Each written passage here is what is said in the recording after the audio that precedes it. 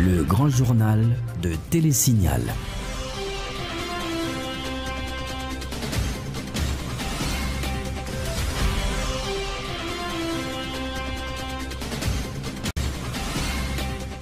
Bien le bonsoir à tous, merci de votre fidélité à ce journal. À la une de l'actualité, lancement officiel de la politique pharmaceutique nationale, démarche visant à réguler le secteur pharmaceutique en Haïti et qui a déjà conduit à la fermeture d'environ 70 pharmacies en situation irrégulière sur le territoire. Le respect de la dignité humaine au cœur de l'action policière, thème débattu ce mardi à l'inspection générale de la police nationale. À l'heure du bilan de ces opérations pour juin 2015, 3 agents de l'UDMO accusés de rançonnement sont en isolement. Et puis le président de la République de Chine-Taïwan attendu à Port-au-Prince les 14 et 15 juillet prochains. Visite durant laquelle Ma Ying-jeou assistera à l'inauguration du nouveau palais de la Cour de cassation dont les travaux sont financés par son pays. Plusieurs pays tels les États-Unis, le Canada et le Mexique ont confirmé leur participation à la Carifesta, prévue en Haïti du 21 au 30 août prochain, autour du thème « Nos racines, nos cultures, notre avenir commun ». Voilà pour les titres, mesdames, messieurs. À tout de suite.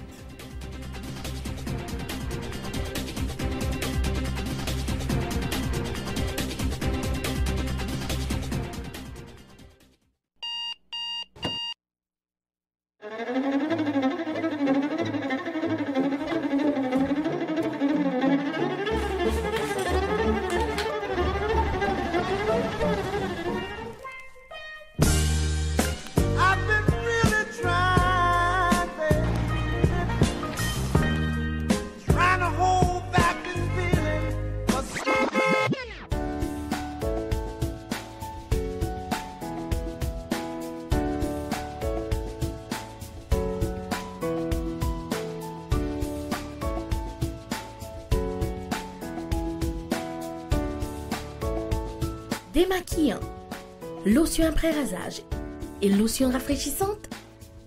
Limacol. La fraîcheur de la brise dans une bouteille. Limacol est un produit de la Disprofar en vente dans tous les supermarchés et les pharmacies.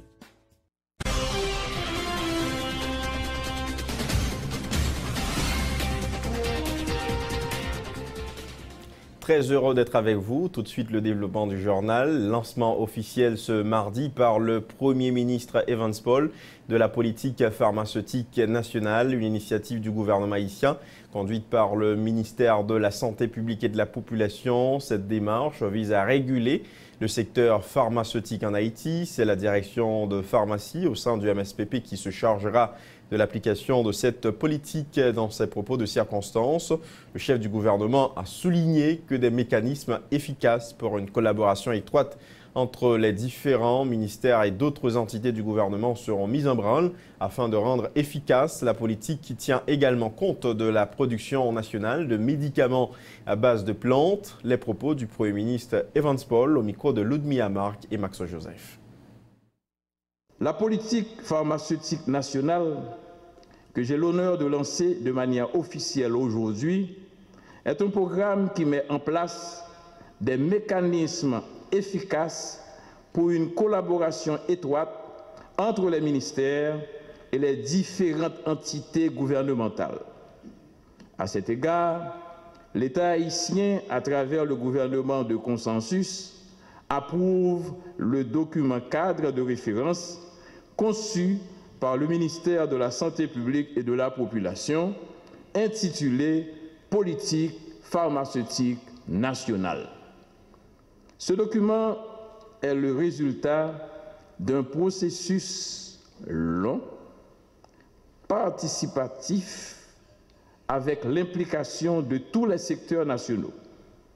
Il présente entre autres les grandes orientations du développement du secteur de la santé et le développement de la médecine traditionnelle et de la pharmacopée.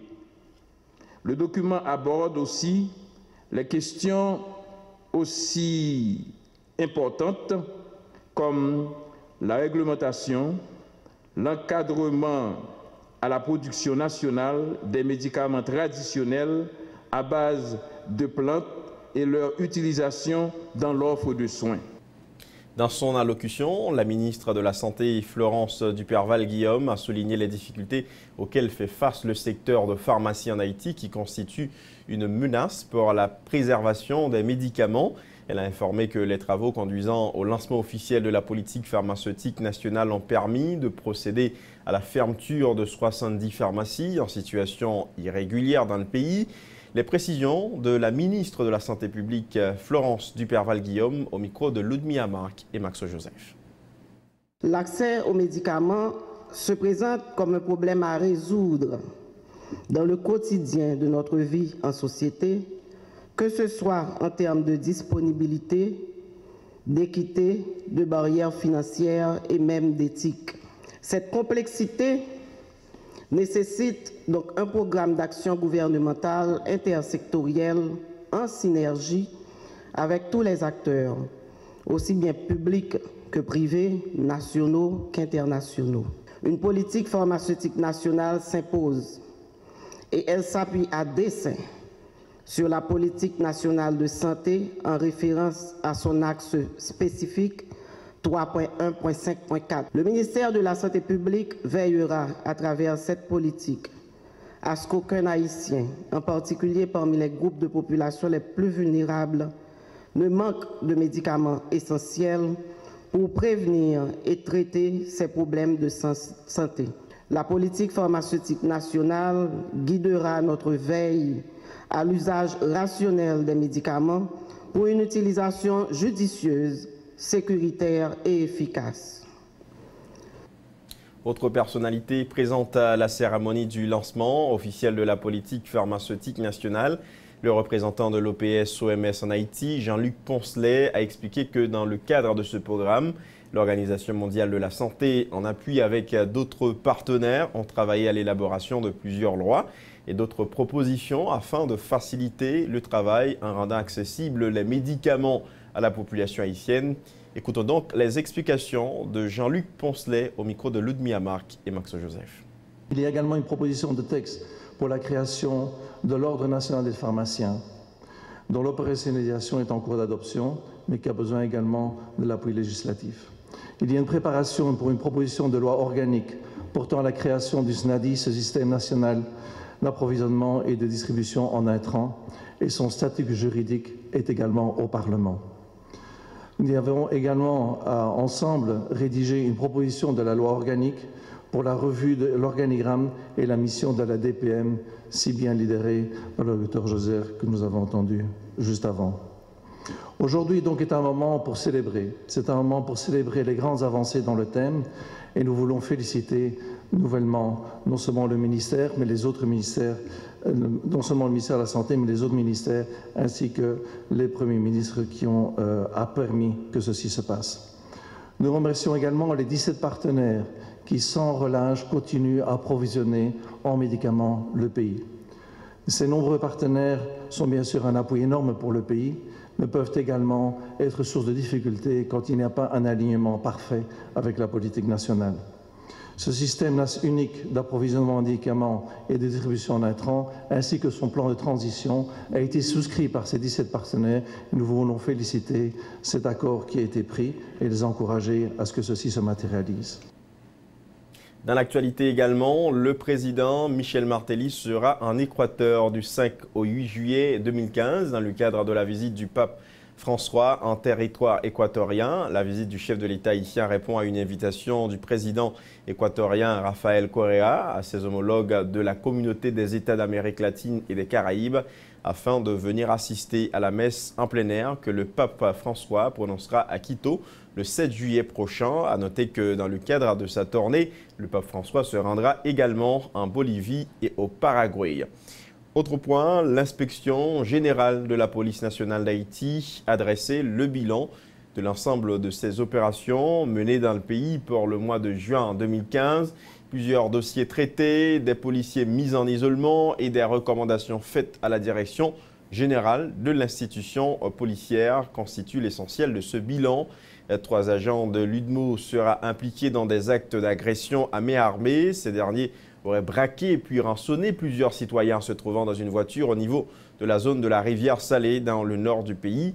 L'enquête policière relative à ce dossier a permis de procéder à la saisine de 20 000 $. Le dossier est actuellement transféré à la direction centrale de la police judiciaire, informe le porte-parole de l'IGPNH, Marc Wilkens-Jean. 90 dossiers d'enquête sont ouverts, dont celui relatif à l'assassinat de l'artiste Rivelson Saint-Georges, froidement abattu par un agent de la DAP qui a eu le temps de prendre le maquis après son forfait.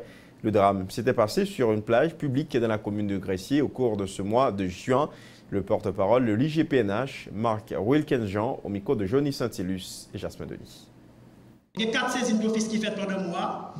Donc, première saisine, les concernés ou agression armée qui fait dans la rivière Salée, dans la zone Cap-Haïtien, et qui mettait en cause 3 agents de l'UDMO du Nord. Donc, actuellement, dans le cas d'enquête, 3 policiers UDMO sont en isolement.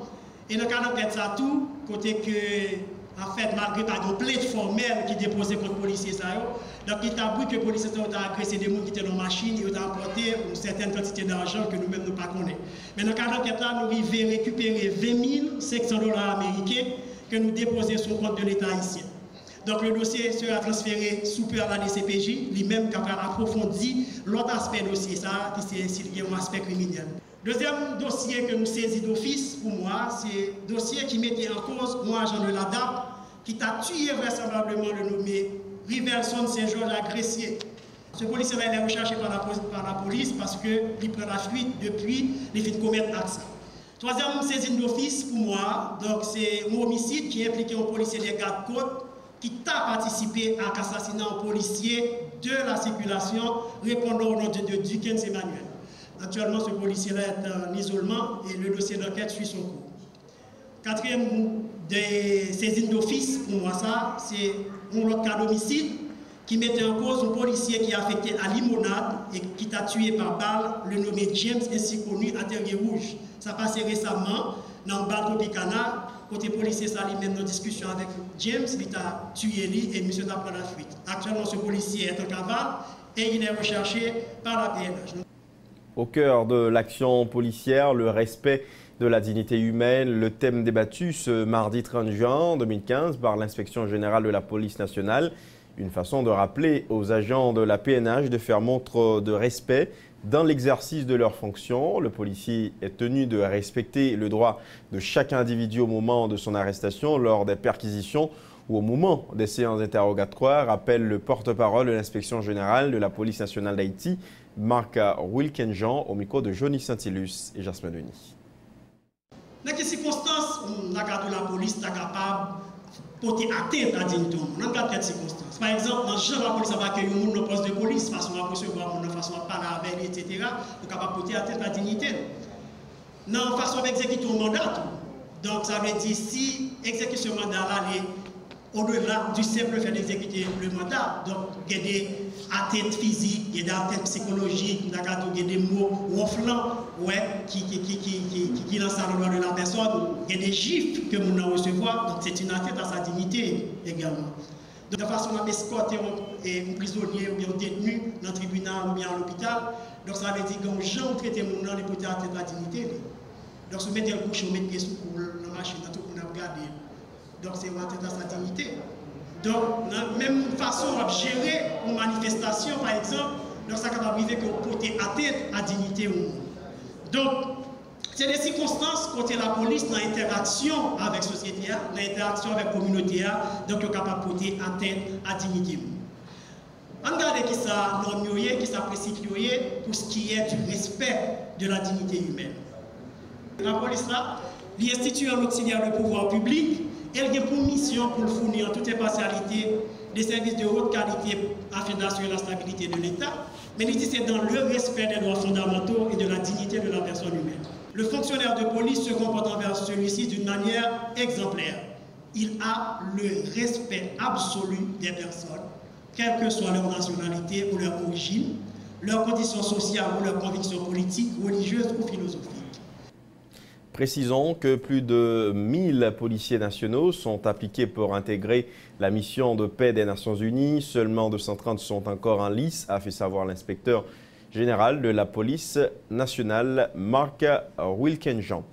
Autre point dans l'actualité, impliquer les membres d'une communauté dans la lutte contre l'insécurité est la meilleure façon de combattre la criminalité et le phénomène du banditisme dans une société. C'est l'avis exprimé ce mardi par l'expert en police et sécurité Yves Cadet, qui dit quoi? Que la police haïtienne nécessite une nouvelle loi organique vu que celle qu'elle dispose actuellement date de 20 ans et donc ne correspond pas à la réalité actuelle de l'institution.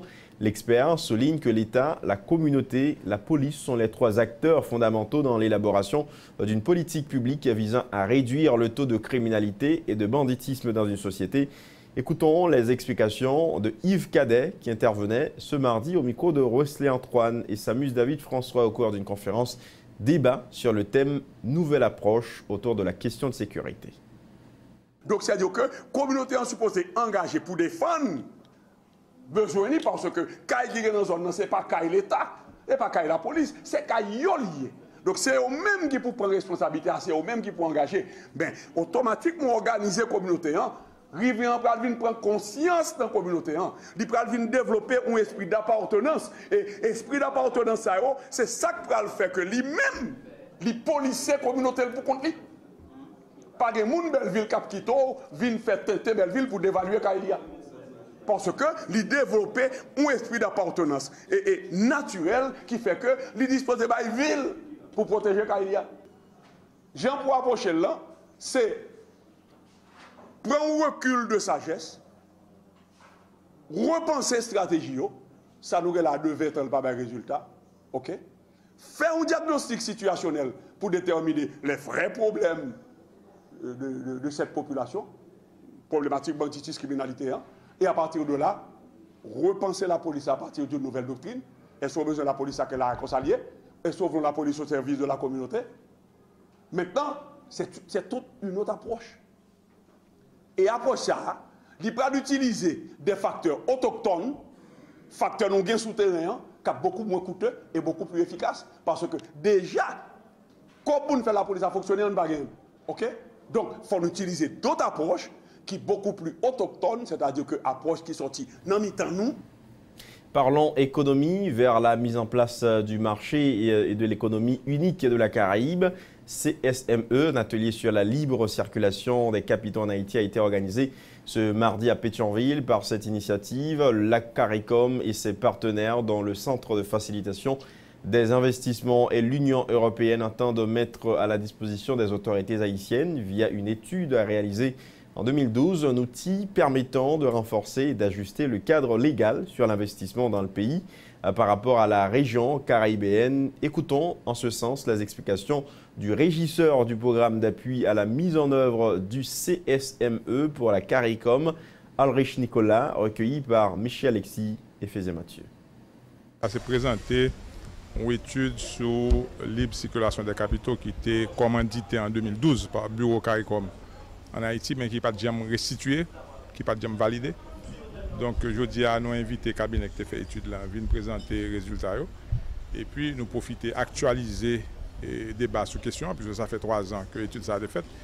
Et puis, inviter plusieurs autres intervenants qui viennent parler de, par exemple, de signature électronique et échanges commerciaux, par exemple, d'importance de la libre circulation des capitaux pour attirer investissement en Haïti, pour parler de degré de conformité loi haïtienne avec le traité de Chaguaramas révisé à Haïti signé et qui est ratifié, donc il est entré dans les législations haïtiennes.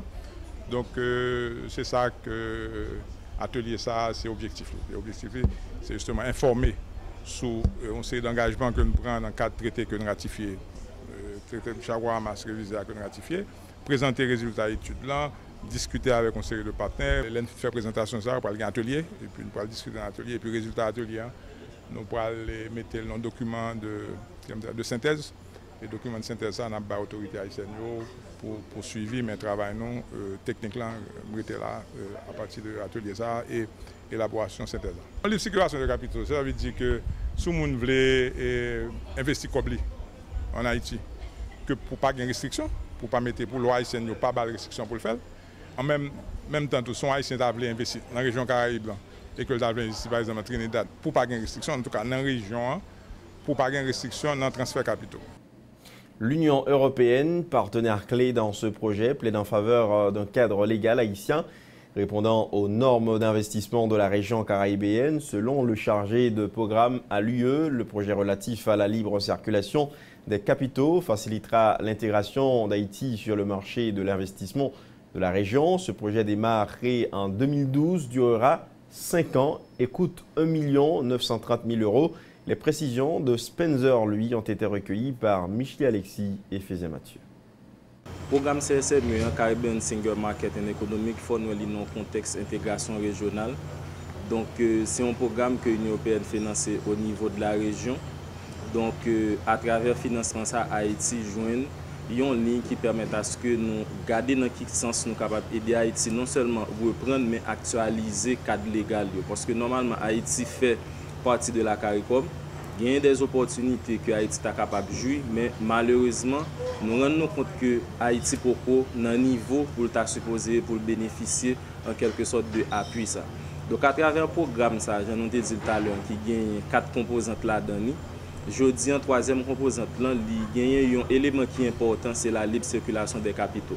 Donc au niveau de région, il y a une disposition qui est prise dans le traité de Chaguaramas révisé pour quel que soit entrepreneur dans la région, il est capable effectivement d'investir dans un pays État membre. Mais je dis, l'atelier de travail, c'est garder pour nous le cadre légal que nous gagnons en Haïti, loi, est-ce que nous approprié avec sa traité en dit, et dans quelle mesure nous sommes capables soit actualiser ça qui mérite actualiser, et s'il y a des dispositions qui sont capables pour gagner de nouvelles lois, que nous sommes capables pour faciliter, attirer investissement direct étranger dans le pays. Comme ça, investisseurs ou bien entreprises sont capables non seulement d'investir, mais également de garder dans quelle mesure nous sommes capables de gagner une création d'emplois dans le pays. Comme annoncé en titre, plusieurs pays tels que le Canada, les États-Unis, le Mexique ont déjà confirmé leur participation pour la 12e édition de la Carifesta qui se déroulera en Haïti du 21 au 30 août prochain autour du thème « Nos racines, notre culture, notre avenir commun ». Cet événement culturel sera l'occasion de projeter une image positive d'Haïti à tous les niveaux, se réjouit la responsable de communication de cette activité, Emily Prophète. Les organisateurs saisiront l'occasion pour mettre en valeur les différents sites culturels du pays, notamment les Lacous, a indiqué pour sa part le directeur artistique adjoint de la Carifesta, Hérol Josué. Suivez tour à tour les déclarations d'Emily Prophète et Hérol Josué. C'était ce mardi au cours d'une conférence débat visant à recueillir les propositions de journalistes et d'étudiants présents sur l'organisation de Carifesta. Tout pays caribéen, puis fort là-dedans, déjà dit oui, il y a venu dans Carifesta. Et ce n'est pas seulement le pays caribéen, pays qui fait partie de CARICOM, qui a venu dans Carifesta. Et Caraïbes françaises là, a venu tout. Et la Martinique et la Guadeloupe, la Guyane française confirmé présence de tout à travers le ministère de la Culture République française. Et il y a de l'autre pays, et dans l'Amérique latine, tant que le Mexique, qui a venu, il y a Cuba, et qui a venu, qui tout près, mais qui pas dans CARICOM, et pays qui plus loin tant que l'Inde, il dit Yabvini, États-Unis confirmé présence li, Canada confirmé présence li. Donc c'est une belle occasion pour Haïti, et qui est très dégradé dans la presse internationale pour différentes raisons, et ces jours-ci ils ont montré et compatriotes nous qui sorti République dominicaine, donc ils ont parlé en pile de Haïti. Mais en même temps, tout pays qui a accepté pour venir, il connaît bon bagay qui a passé dans le pays, ça, il faut venir. Et il est important que tout Haïtien qui attend nous aujourd'hui, qui voit nous dans la télévision, qui a lu, ça n'a pas écrit, connaît que chaque monde dans le pays, ça, c'est un haute la pied, chaque grand monde, c'est la caillou pays Caraïbes, l'autre pays, ça a frappé, il a dit honneur pour dire respect. Dans Gonaïve, nous allons aller faire excursion dans la Vaudou, son façon. Et nous parlons vaudou et mémoire parce que Gonaïve, à cause de la couille, ce n'est pas que c'est Gonaïve seulement qui est vaudou, mais pour Carifesta, nous disons que c'est un point qui mené, mettez plus en valeur pour visiter la couille, pour donner autonomie à la couille, parce que l'homme on allait, bioethnologistes font un projet ethnotourisme avec le ministère tourisme, côté nous créé des salons, des maisons de massage pendant la période carnaval Gonaïve, et bien qui c'est des projets pérennes, et bien c'est le moment pour nous revitaliser. Rappelons que la Carifesta se déroulera dans 5 villes du pays, à savoir le Cap-Haïtien, les Cayes, les Gonaïves, Jacmel et Port-au-Prince. vers l'élaboration du plan d'aménagement de développement durable de la région métropolitaine de Port-au-Prince. Une journée de réflexion a été organisée ce mardi par les autorités de la commune en présence du directeur général du ministère de l'Intérieur, Gino Bonnet. Dans son intervention, le directeur général de la mairie de Port-au-Prince, Evans, décimé a mis l'emphase sur les méfaits de l'absence d'un plan communal, une situation qui favorise des quartiers mal dessinés, des constructions anarchiques et des zones exposées à des catastrophes naturelles. De son côté, le directeur général du MICT, Gino Bonnet, dit reconnaître que la commune fait face à un problème démographique et une migration interne en raison de l'absence des services de base. Écoutons tour à tour les explications de Evans Décimé et Gino Bonnet au micro de Samus David François. Notre commune a besoin d'un plan communal de développement qui permette de définir les grandes lignes, les grands axes autour desquels se construira son avenir.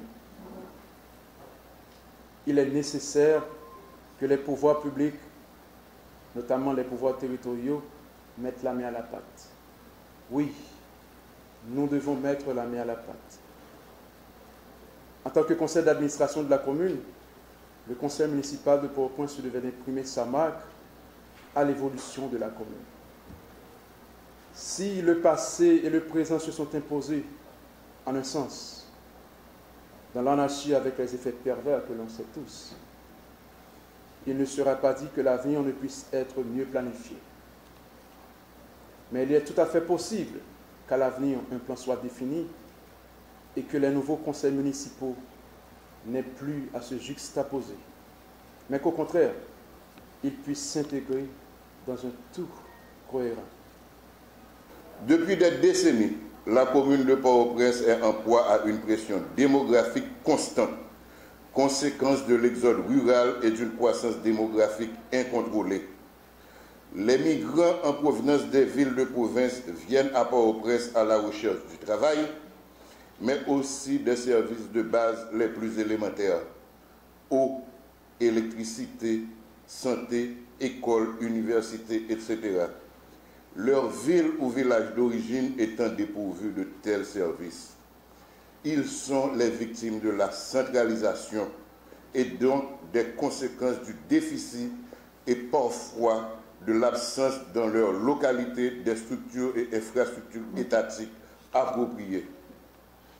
Cette journée marque un nouveau tournant dans la vie municipale de Port-au-Prince dans le domaine de la planification territoriale, car à travers ces ateliers thématiques, elle offre une réelle perspective d'harmonisation de la vision des autorités municipales et des secteurs de la société civile dans la perspective du développement et du progrès de la commune, selon les exigences de la démocratie participative.